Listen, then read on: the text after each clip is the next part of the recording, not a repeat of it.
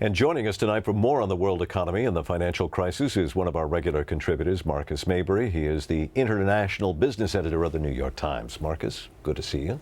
Good to be here. Record up day on Monday in the stock market, near record down day on Wednesday, some stability now. What's going on?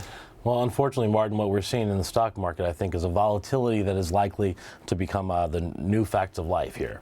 I think you'll see it in markets in North America, Europe, and in Asia going forward. What the stock market is reflecting now is the fact that although we're working our way through a financial crisis, there's political will now, there is an economic crisis that we have really only started to see the beginning of. There's going to be a global recession, and the stock market is reflecting uncertainty and fear about that recession. We did have concern about the credit markets, and a lot of efforts were applied to unfreeze them. Has it worked?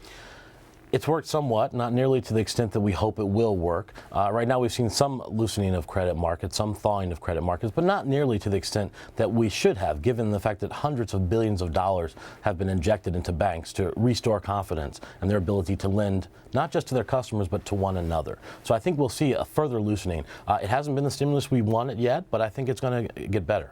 What about the price of oil? There we've seen a near collapse and almost 50% decline since the high price of a barrel in July. Good news, right? No.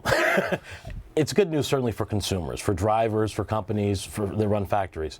But the bad news is the reason we're seeing a declining oil price is because investors expect there will be decreasing demand for oil. Because in a global recession, factories will work less. That means people will be out of work. That means people won't be able to buy cars or automobiles or trucks. It means people won't be able to drive as much. There will be decreasing global demand because we're about to hit a recession. All right. So then finally, we look at unemployment figures. They're not good in the U.S. They're even worse in Europe.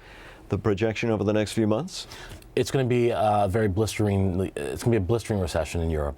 We don't know how bad it's going to be yet, but the Europeans are worried about it. The French president tried to launch a stimulus package. Other leaders in Europe aren't ready yet. They want to see how much blood there is on the floor before they do that. All right, Marcus Mabry, I wish the news was better, but maybe when we have you back next time, you'll bring better news for us. I hope so.